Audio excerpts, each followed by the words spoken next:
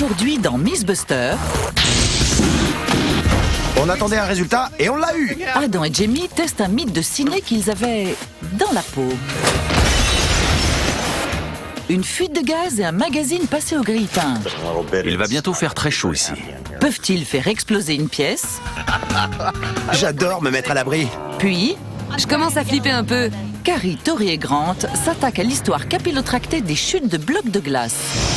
Incroyable. Les eaux usées des toilettes d'un avion peuvent-elles vraiment tomber du ciel Il tombe. sous forme d'un gros bloc de glace? Quelle super journée. Qui sont les Mythbusters? Adam Savage Dans le mille. et Jamie Heineman. Je suis si moche que ça? À eux deux, ils ont plus de 30 ans d'expérience dans le domaine des effets spéciaux. À leur côté, Grant Imahara, C'est parti! Carrie Byron Je vais démolir cette caisse. et Tori Belleci. On est vivant.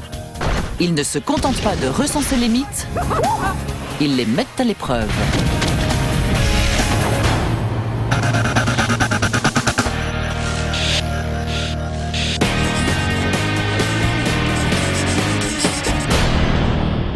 T'as vu La mort dans la peau? J'adore ce film. En fait, j'adore toute la trilogie de Jason Bourne. Il y a un mythe dans ce film que tu veux tester? À un moment, Bourne rentre dans un appartement par effraction, mais les méchants le poursuivent et il doit s'enfuir. Alors il casse le tuyau de gaz pour le laisser s'échapper, puis il met un magazine dans le grille-pain, le met en marche, et 20 secondes plus tard, lorsque le magazine prend feu, tout l'appartement explose. Et Bourne peut s'enfuir. Ce serait un super truc à tester. Et je sais par où on devrait commencer. Avant ça, j'aimerais te montrer à quel point j'adore la trilogie de Jason Bourne. Je collectionne les accessoires de films. Et j'ai ici le sac rouge de Bourne dans La mémoire dans la peau et la corbeille de la banque suisse.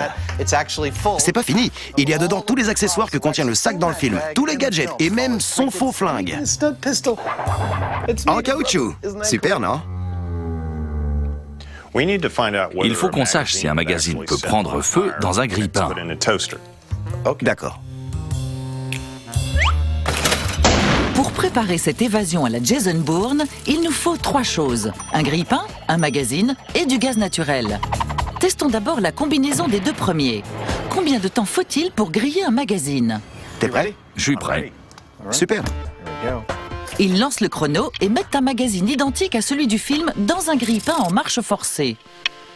Dans le film, le magazine était déjà en feu à ce stade. En réalité, griller un magazine prend plus que les 20 secondes du film. 3 minutes de retard. On y est presque. En fait, il faut plus de 12 minutes pour que le magazine s'embrase enfin. Ça y est, il y a du feu. Attention les enfants, on a des professionnels.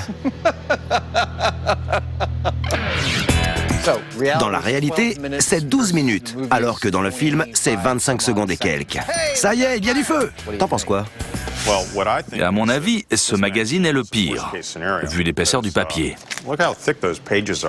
Et il existe différents formats de magazines. Tu penses qu'on devrait tester d'autres magazines pour voir s'ils brûlent plus ou moins vite? Exactement. Ça me plaît, allons-y.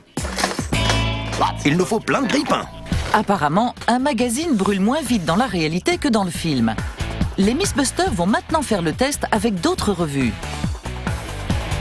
Pour aller plus loin et vérifier si différentes sortes de magazines faits de différentes sortes de papier s'enflamment de différentes vitesses, nous allons en tester 6.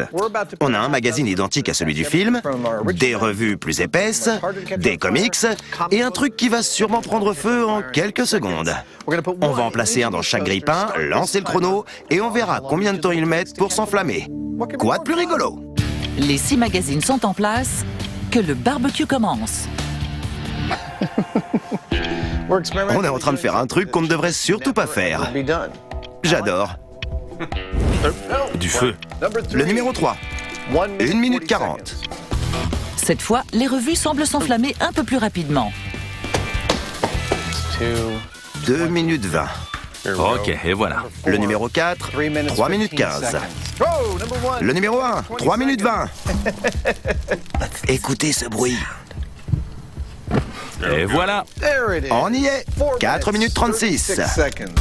Et en dernière position, Voilà. le magazine du début qui prend feu en 12 minutes. Comme prévu, le résultat n'est pas le même selon le type de magazine qu'on fait griller. Ce qui brûle le plus vite, c'est un magazine fait avec du papier journal. Mais même ça a pris 3 fois plus de temps que dans le film. Intéressant. Apparemment, même avec un magazine qui brûle vite, il faudra beaucoup plus que les 20 secondes du film pour qu'il s'enflamme dans un grille-pain. Passons maintenant au dernier ingrédient de ce mélange explosif, le méthane. Le méthane est un gaz naturel. Et c'est en partie ce qui vous permet de cuisiner avec votre gazinière. C'est un combustible, mais il ne s'enflamme pas tout seul. Il lui faut une certaine quantité d'oxygène dans l'air pour brûler. Quelle quantité d'oxygène? Eh bien, le rapport entre oxygène et gaz inflammable est très complexe. On appelle ça la stéchiométrie. Pour produire une flamme, il faut de la chaleur, un combustible et de l'oxygène. En matière de gaz inflammable, la relation quantitative entre combustible et oxygène est complexe. On l'appelle la stéchiométrie. Avec une quantité de combustible trop importante ou trop faible, il n'y aura pas de flamme. Mais avec le dosage parfait, vous aurez une belle explosion. Dans le film, Bourne obtient ce mélange parfait d'air et de gaz en 20 secondes. Les Mythbusters vont faire le test à leur tour pour essayer d'atteindre ce dosage idéal.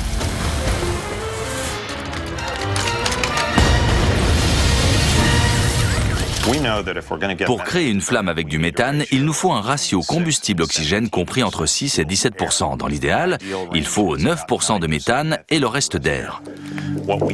Mais on ne sait pas vraiment ce que ça va donner. Si on est en dessous des 9%, est-ce qu'on aura seulement un petit pouf? Et si on est pile à 9%, est-ce qu'on aura un vrai boom? Avant de le faire en vrai, on veut être sûr de ce qu'on fait. On a donc fabriqué un cube de 25 par 25 par 25 qui va nous permettre de mettre en pratique ces ratios et de voir ce que ça donne. Pendant que Jamie fait du bricolage, Adam bricole les ratios. Le ratio que je veux tester en priorité, c'est 9% de gaz dans l'air. Cette poche représente 9% du volume de la boîte. Je vais la remplir de gaz, puis je vais la relier à l'intérieur de la boîte. Ouvrir les 2 robinets et vider la poche de gaz dans la boîte. De l'air va sortir de ce petit trou, juste ici. Je vais ensuite reboucher le trou, m'en aller, l'enflammer avec un transformateur néon et on va voir ce qui se passe. Grâce aux poches de Adam, ils pourront connaître la quantité exacte de méthane dans l'air nécessaire à une explosion. Et en parlant de méthane... Pour mettre le feu en toute sécurité, on va déclencher ce transformateur néon à distance et ainsi créer une étincelle haute tension à l'intérieur de la boîte. Là-dedans, on va varier les pourcentages de méthane, créer une étincelle et on verra ce que ça donne. Pour le premier test, on commence par le bas de l'échelle stéchiométrique, 6%. C'est bon. Ok, 6% dans 3, 2, 1...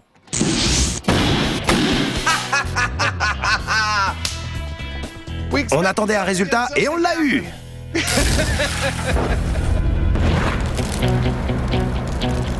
Notre boîte cubique s'est désintégrée exactement comme on l'espérait. Ça a fait une sorte de... J'attendais une plus grosse explosion et j'ai envie de voir si notre ratio stéchiométrique idéal pourrait faire mieux. Moi aussi. Allons-y. D'accord. Avec 6%, c'est l'explosion assurée. Mais peut-être Bourne a-t-il réussi à obtenir le ratio idéal de 9% de méthane dans l'air. 9% dans 3, 2, 1... Ça détonne déjà plus. C'est sûr qu'avec 9% de méthane, ça détonne. Mais Adam est surpris d'avoir obtenu l'explosion mythique recherchée dans les 2 cas. C'est génial. On pensait qu'avec 6%, on aurait un mini-boom. Alors qu'avec 9, on aurait un gros boom. Mais c'est pas le cas. Et c'est encore mieux pour la renommée de ce mythe. Si on arrive à obtenir une explosion avec la plus petite quantité de méthane sur l'échelle stéchiométrique, ça rend la stratégie de diversion de Bourne plus faisable. Je ne dis pas que c'est facile, mais c'est faisable.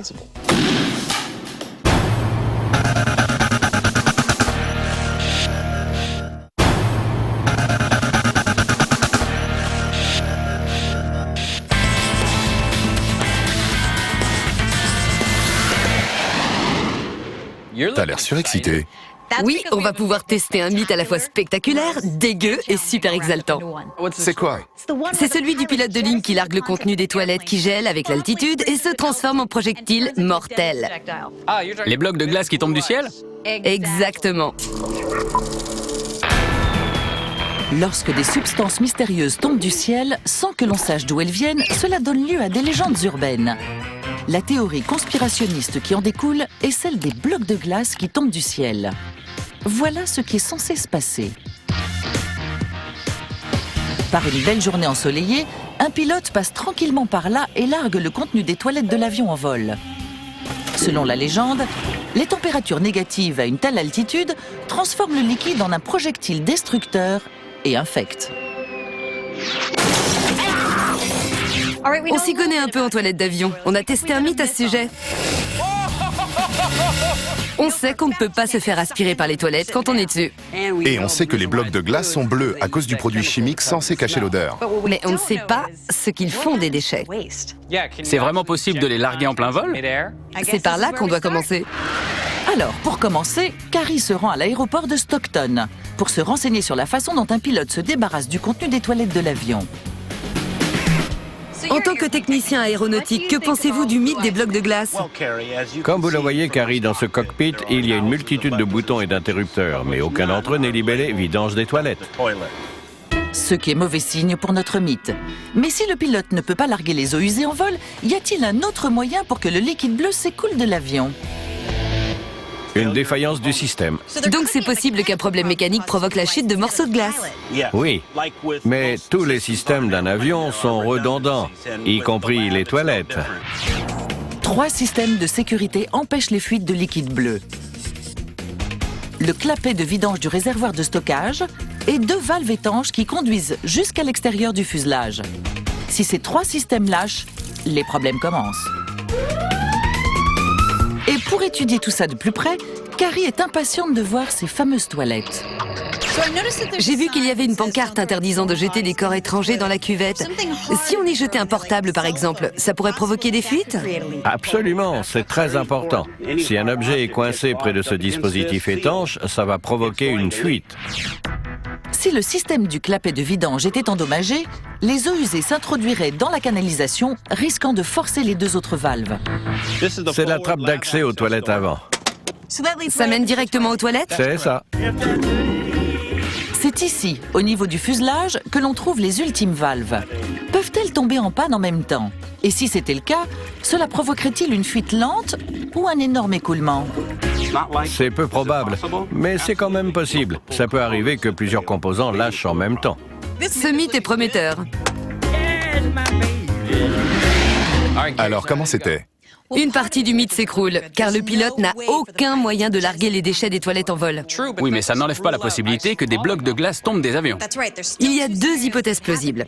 Une panne générale pourrait provoquer un écoulement du contenu des toilettes en une seule fois qui gèlerait et tomberait, ou alors une fuite lente qui résulterait en un amas de glace. Comment on va vérifier ça?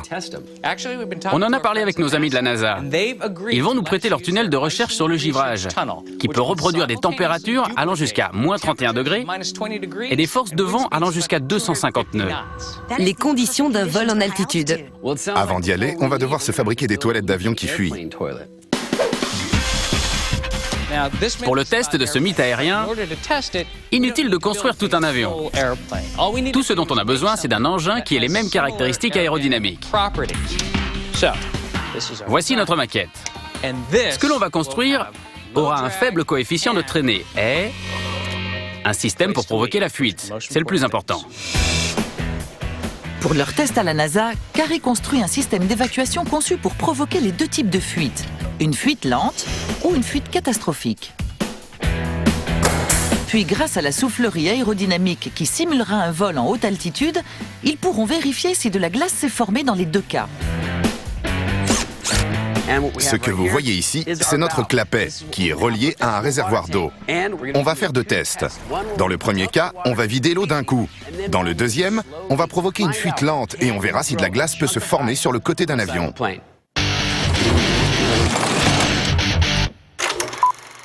Jason Bourne sait comment faire une sortie explosive. Pourtant, un magazine passé au grille-pain suffit-il à faire exploser un appartement plein de gaz? Après quelques expériences préparatoires, Adam et Jamie passent au test grandeur nature. Pour reproduire l'explosion au gaz qu'on voit dans le film, on a besoin de deux choses. On m'avait dit que lancer ma propre émission m'ouvrirait bien des portes. La première, c'est du méthane, facile à obtenir. La deuxième, c'est l'appartement du film. On ne l'a pas. Alors on va le construire sur un champ de tir pour avoir de l'espace. En quelques heures, on va recréer cet appartement. Il nous faut absolument une bouteille de gaz proportionnelle à la taille de l'appartement. Mais je suis sûr que ça va très bien se passer. Pour savoir si on peut vraiment faire exploser un appartement simplement avec du gaz, un magazine et un grille-pain, Adam et Jamie vont reproduire les circonstances exactes de la scène du film, à commencer par la construction d'un appartement de 10 mètres par 5. Bonjour. Vous êtes là pour l'explosion? Pendant que Adam et ses acolytes construisent les murs, Jamie se charge du toit. Je m'occupe de l'assemblage du toit. En fait, je construis de grands panneaux de 5 mètres par 2. Je vais les recouvrir, puis grâce à un chariot élévateur, je vais les déposer à la place du toit. Un coup de tournevis pour finir, et on a un toit. Une fois le toit bien en place, C'est pas beau, mais c'est chez nous. tout le monde est prêt à s'occuper de l'intérieur. Cette pièce doit être hermétique, sinon le méthane qu'on va y introduire dans quelques minutes va s'échapper et ce serait dommage. Pour ça, j'utilise du gros scotch parce que c'est rapide et pas cher. En plus, je pourrai l'enlever quand on aura fini, tout comme les vis qu'on a utilisées pour construire l'appartement. Je vais recycler les matériaux parce que j'aime pas gaspiller. Enfin, sauf si tout ça est réduit à un tas d'échardes après l'explosion, bien sûr. Et pour apporter la touche finale, l'appartement est meublé avant de s'occuper du gaz. Super. On a une belle vue d'ici, on voit bien la vallée. Je sens que Jamie va détester ce truc. L'appartement est terminé et sera bientôt rempli de gaz hautement inflammable. Et s'il n'arrive pas à le faire exploser, Adam a tout prévu. J'ai fabriqué un système de ventilation pour pouvoir évacuer le gaz de la pièce. L'hypothèse la plus dangereuse de cette expérience, c'est qu'il ne se passe rien. On a découvert ça pendant l'émission Un téléphone dans une station-service. On avait une pièce pleine de vapeur d'essence qu'on n'a pas pu faire exploser et bien sûr, personne ne voulait s'en approcher. Allô, l'explosion? Allô? Si rien ne se passe, j'appuierai sur cet interrupteur qui mettra en marche les extracteurs pour évacuer le gaz de la pièce. Et on pourra recommencer en toute sécurité. Tout est en place. Je vais me mettre à l'abri. Voici notre bouteille de gaz équipée d'un détendeur et d'un débitmètre. Cet appareil a été programmé pour diffuser la même quantité de gaz dans notre pièce témoin que ce qu'on devrait normalement obtenir avec un conduit d'alimentation de gaz dans un appartement. Il y a une longue liste de choses que Jamie n'aime pas. Et si l'on peut croire à l'explosion du film, la mettre en pratique pourrait être autrement plus dangereuse.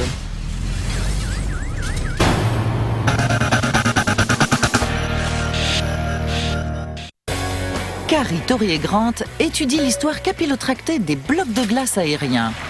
Une fuite de toilette d'avion peut-elle provoquer la chute d'un bloc de glace sur une maison? Pour en avoir le cœur net, Génial. Tori et Grant s'envolent vers le paradis des geeks. À toutes les stations, demande de go no go. Bien reçu. Préparez-vous à lâcher les geeks, parce que cet endroit regorge d'équipements high-tech. Ce ventilateur géant est le cœur du tunnel de givrage de la NASA. Il est alimenté par un moteur électrique à prise directe de 500 000 chevaux. Avec ses 12 pales sur mesure et son diamètre de 25 mètres, il peut simuler des vents de plus de 300 nœuds. Et ce n'est que la première moitié de l'équation. Voici la deuxième moitié de l'équation. Le tunnel de givrage en lui-même. Le vent arrive par ici et fait chuter la température jusqu'à moins 30 degrés. Des outils extraordinaires, dont il faut faire bon usage. Pour mener notre expérience, on va mettre notre tronçon de fuselage dans la soufflerie aérodynamique. Donc je suis R2D2 ? Purée. Puis on va reproduire une vitesse du vent et une température identique à celle que l'on trouve en altitude. On va ensuite provoquer une fuite à l'intérieur du dispositif d'étanchéité, laisser la situation évoluer, et on verra si tout ceci entraîne le liquide bleu à former un bloc de glace. Souvenez-vous que l'équipe veut tester 2 types de fuites. Pour commencer, ils vont essayer la vidange catastrophique. Tout est en place, allons-y. Allez, c'est parti. C'est parti, on l'allume. Vitesse maximum. Ça faisait vraiment geek, c'est ça? On essaye de rendre la science cool, mec. C'est parti. Et pour rendre la science cool, voyons quand ça coule. Le ventilateur se met en marche, propulsant de l'air à une vitesse de 466 km/h. Puis l'échangeur thermique fait chuter la température à moins 20 degrés, comme en altitude. Notre construction est vraiment solide. Et maintenant, ils sont prêts à lancer le test de fuite catastrophique. Le liquide bleu va-t-il geler instantanément et former un bloc de glace? Vidange totale dans 3, 2, 1, go!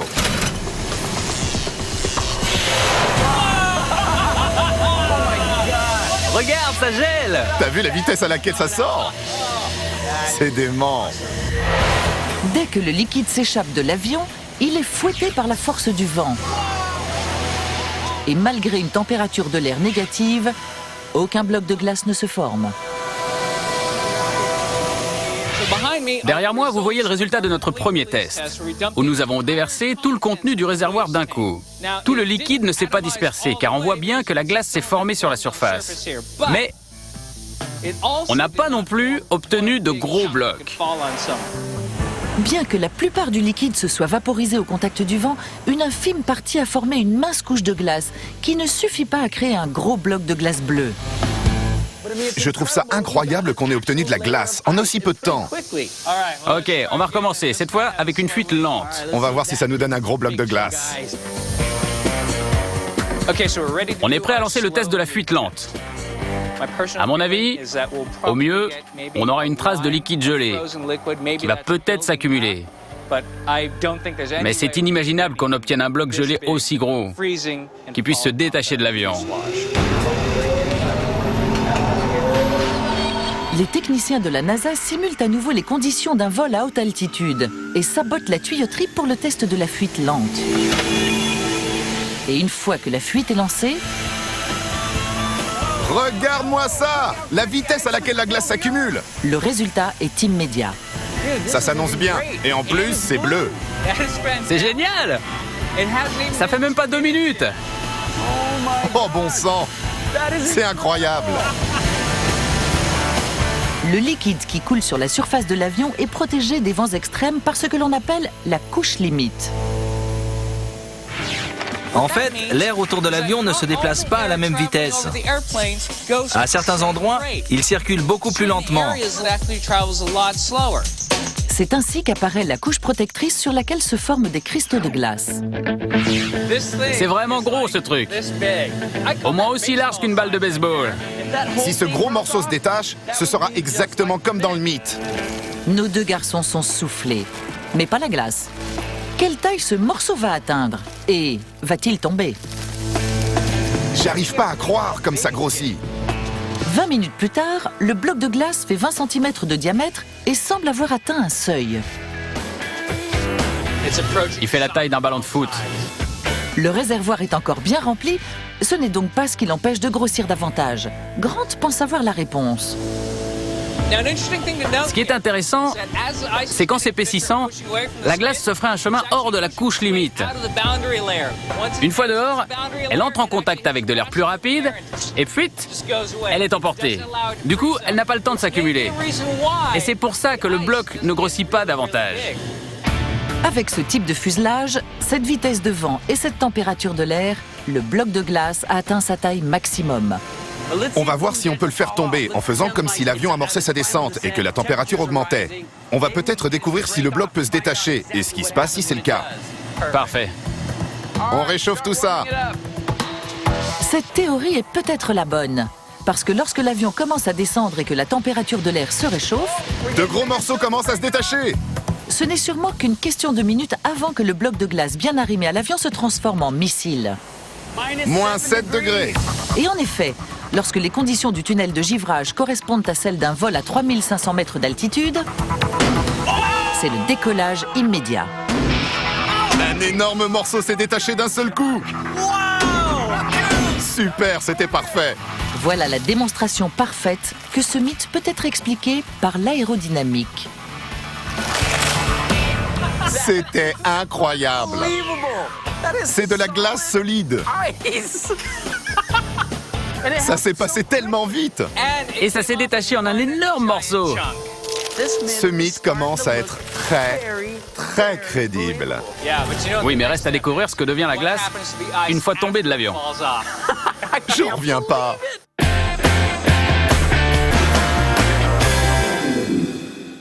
Voici l'histoire qu'on est en train de tester. Jason Bourne sait que les méchants le poursuivent. Il veut gagner du temps. Alors il casse le tuyau de gaz de l'appartement.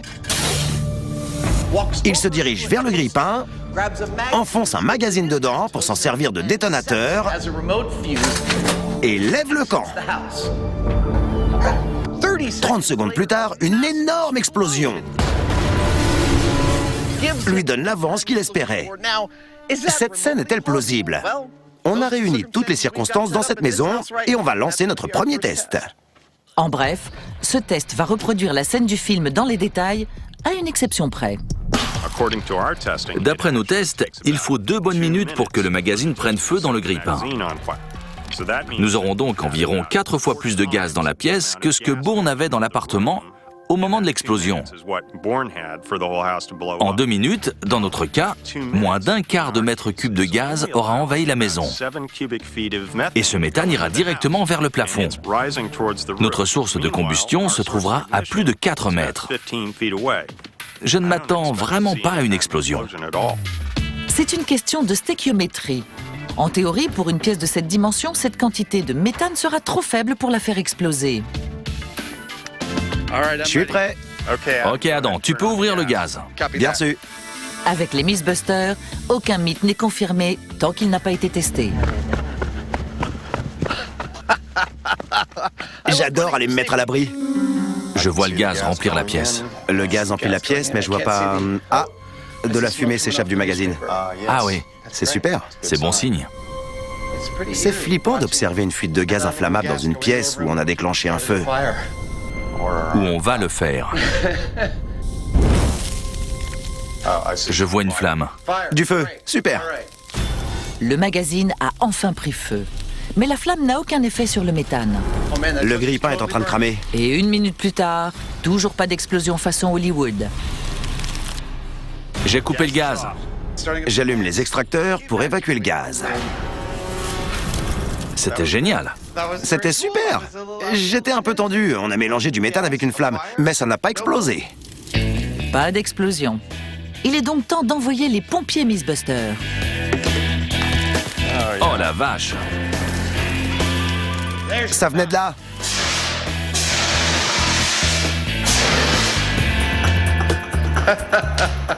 On savait, grâce à nos expériences précédentes, que combiner du gaz et du feu ne donne pas toujours le résultat espéré. Il faut un dosage parfait.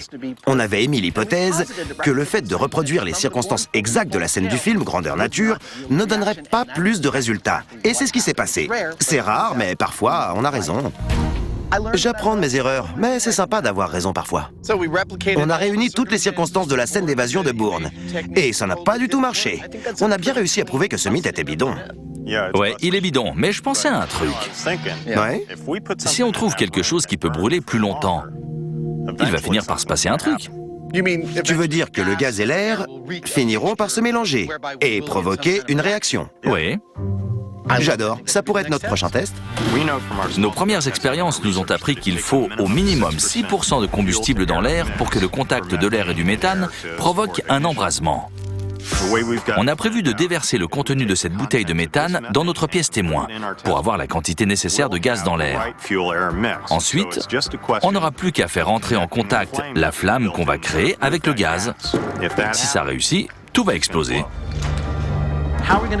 Pour obtenir une flamme durable, on laisse tomber le grille-pain et le magazine et on les remplace par une bûche compressée. Ce truc peut brûler pendant 1 heure minimum. Fini la rigolade. La bûche va brûler et pendant ce temps, la quantité de méthane dans l'air atteindra les 6%. Et voilà. Mais lorsque la flamme atteindra la zone stéchiométrique, obtiendront-ils la même explosion anti-méchant que dans le film? Adam n'est pas convaincu. Qu'est-ce qui va se passer? On sait que le mélange parfait air-gaz inflammable se traduit par un ratio qui peut varier.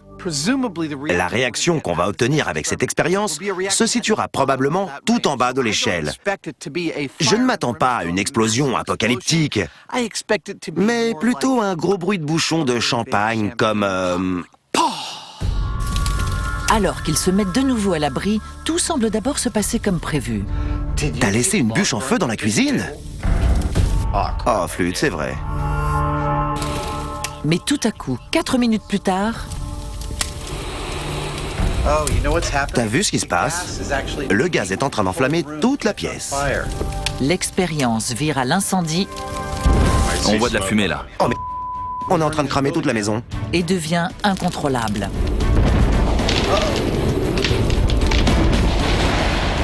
Ça y est, on a un souffle. C'est fini!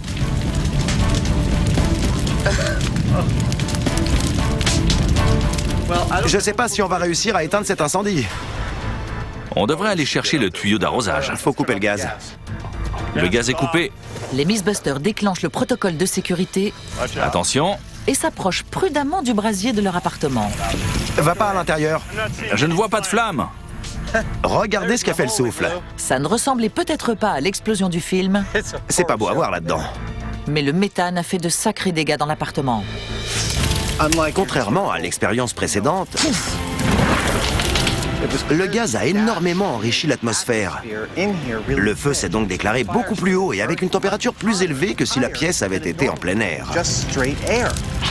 D'un coup, le feu est monté très haut, jusqu'au plafond, et on voyait carrément de la fumée sortir du toit. Puis, le mélange de gaz et d'air a atteint le bas de la zone stéchiométrique et s'est embrasé dans toute la pièce. Le verre a été cassé sur quelques fenêtres et sur la porte-fenêtre du fond. De toute évidence, on a obtenu une réaction importante, mais rien de comparable à ce qu'on voit dans le film. Pas de gros boom, mais une petite explosion suffisante pour retarder les méchants. On voit bien, avec tout le plastique fondu et nos extracteurs qui ont pris un coup aussi, qu'il s'est mis à faire très chaud très rapidement. Toute la pièce était complètement... Je ne sais pas quelle température il faisait là-dedans, mais c'était super chaud. Mais on va pas s'arrêter là. Ça, non.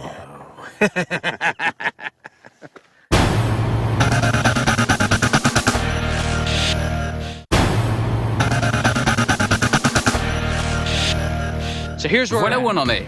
On a découvert que le contenu des toilettes d'un avion pouvait fuir par une valve externe. C'est tout à fait possible.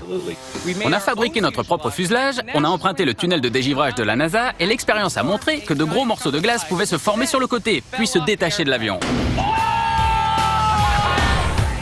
On va maintenant tenter de découvrir ce qui se passe lorsque ces blocs de glace tombent de l'avion.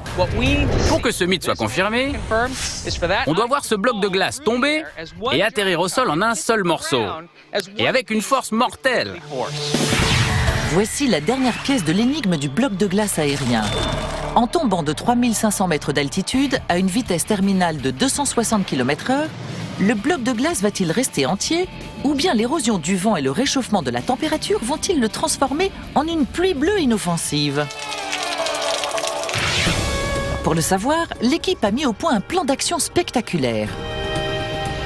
On va monter dans un avion, prendre un gros morceau de glace avec nous et le larguer en vol. Quelques chuteurs libres vont sauter en même temps pour suivre le trajet du bloc de glace. Et Carrie va en faire partie. Nick, le chef de l'équipe des chuteurs, aura la lourde responsabilité de planifier la chute.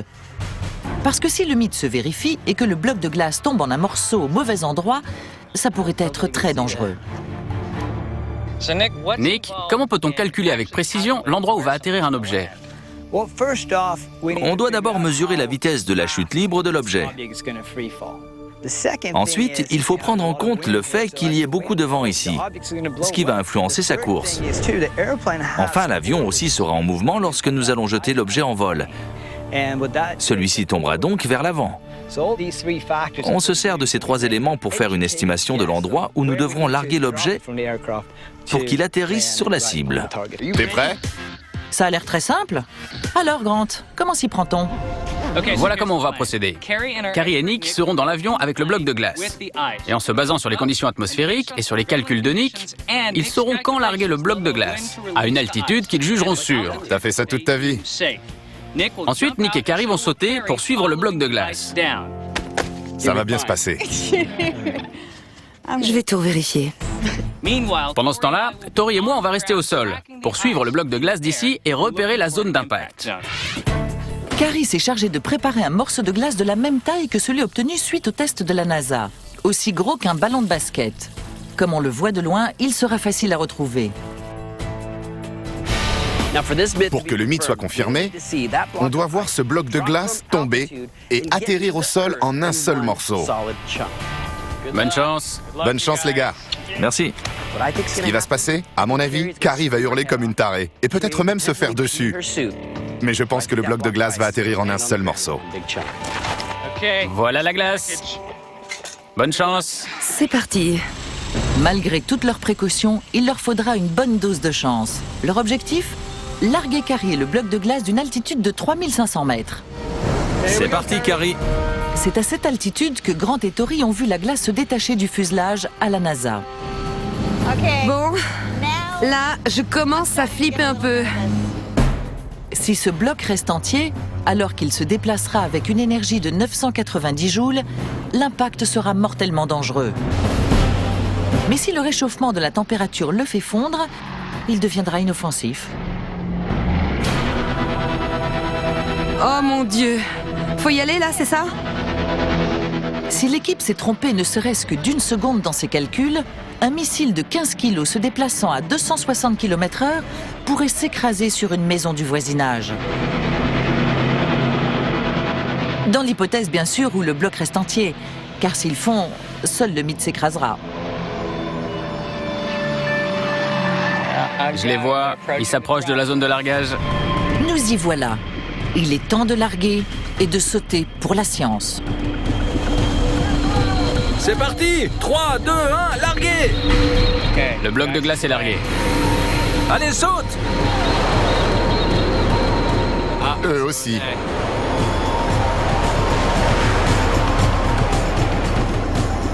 Nick réussit à filmer de manière extraordinaire la chute du bloc de glace.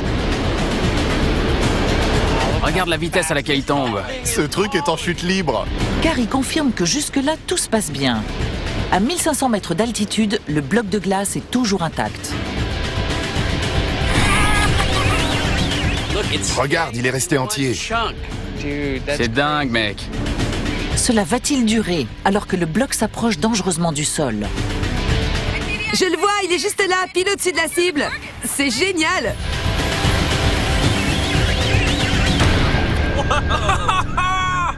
T'as vu l'ampleur de l'impact? Il est resté entier. Et il est tombé à moins de 50 mètres de la zone prévue. Salut Tori. Salut Grant. La voilà. Elle arrive vite. Tu l'as fait. Joli. Quelle aventure et quel test! Pas étonnant que le taux d'adrénaline de Carrie soit au plus haut. Bien joué. Allez, on va voir le bloc de glace. Vous l'avez vu? Ouais, il est là-bas. Je vois le drapeau. Il est entier? Il l'était avant de toucher le sol. Et c'est toujours le cas. Regardez-moi ça. Il s'est carrément enfoncé dans le sol. Ça fait un bel impact. Il a peut-être légèrement fondu le temps que l'équipe le retrouve. Mais le cratère qu'il a creusé en tombant illustre bien son pouvoir destructeur. Voici la taille du bloc de glace qu'on a largué de l'avion. Il est identique à celui qui s'est formé et détaché dans le tunnel de dégivrage de la NASA. Le bloc de glace a très rapidement atteint sa vitesse terminale et il a creusé un cratère de taille en retombant. En plus, il est quasiment resté entier pendant toute sa chute. En voyant le bloc de glace sur le lieu de l'impact, j'ai trouvé qu'il ressemblait vraiment au morceau de glace bleu que j'avais vu sur Internet et qui était supposé être tombé sur des maisons. Un pilote ne peut pas larguer le contenu des toilettes de son avion en vol, donc cette partie du mythe est bidon. Mais le phénomène en lui-même est confirmé car le bloc de glace a atteint le sol. Tout à fait confirmé. J'approuve à 100%.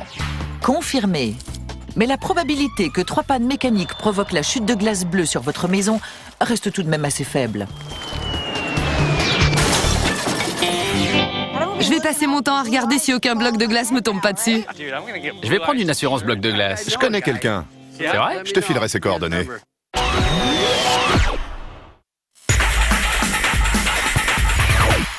À la résidence des Mythbusters, on se lance dans des travaux façon Jason Bourne. Pas de boum. Le mythe, en tout cas tel qu'il apparaît dans le film, est bidon. Mais ce n'est pas fini tant que l'homme au béret n'a pas eu son gros boom façon Bourne. Alors ils font monter les enchères et mettent encore plus de gaz. En vidant cette bouteille de gaz dans la maison, on aura un peu plus de 9% de méthane dans l'air. Et c'est justement le ratio idéal pour provoquer une explosion. Les garçons savent déjà que c'est avec 9% que l'on peut obtenir le boom le plus impressionnant. Mais là, c'est grandeur nature. Ce test va-t-il permettre d'exploser l'appartement façon Bourne? Avant de tout faire sauter, Adam et Jimmy doivent tout rénover. On a changé toutes les fenêtres et les portes. Tous les trous qu'on avait faits, les murs qui ont été soufflés par la première explosion, on les a réparés. On a triplé la force de cohésion de cette maison. Ce qui devrait nous donner le boom qu'on recherche. Cette fois, je fais circuler le gaz à travers ce tuyau. Je l'ai attaché au sol et j'ai percé plein de petits trous pour que le gaz sorte sous forme de jet. Et se mélange à l'air qui sera entraîné vers le gaz grâce au ventilateur. Un peu comme un mixeur. Ça va brasser l'air partout. Oui, la masse d'air qui va être brassée devrait faire circuler le mélange air-gaz dans toute la pièce. Et normalement, ça va faire la différence entre un pouf et un boom. Grâce à l'idée ingénieuse de Jamie, le méthane va circuler dans tout l'appartement. Mais avec un dangereux ratio de 9% de gaz dans l'air, ils vont devoir utiliser une source de chaleur plus sophistiquée. On laisse tomber le magazine et le grille-pain, parce qu'on doit pouvoir décider du moment exact où on va mettre le feu. On a donc rapporté le transformateur qu'on avait utilisé pour la première expérience, et on y a ajouté un petit morceau de papier ici. Vas-y, branche-le. On va pouvoir mettre le feu pile quand on voudra. C'est-à-dire quand ils auront atteint le ratio idéal de 9% de méthane dans l'air. Les ventilos sont en marche, tout est en place. On va se mettre à l'abri et on déclenche l'explosion. Oui, Génial. Faut ouvrir le gaz. ça roule. Le ratio stéchiométrique idéal devrait suffire à faire sauter l'appartement. Nos pyromanes vont se mettre à l'abri pendant que le méthane envahit la pièce. On est à moins d'1 mètre cube par minute et à environ 7 bars. Donc on peut y aller quand tu veux. Ok. Les 9% de méthane présents dans la pièce permettront-ils d'obtenir l'explosion du film? Ok, c'est parti. Ratio gaz-air idéal, explosion Bourne dans 3, 2, 1...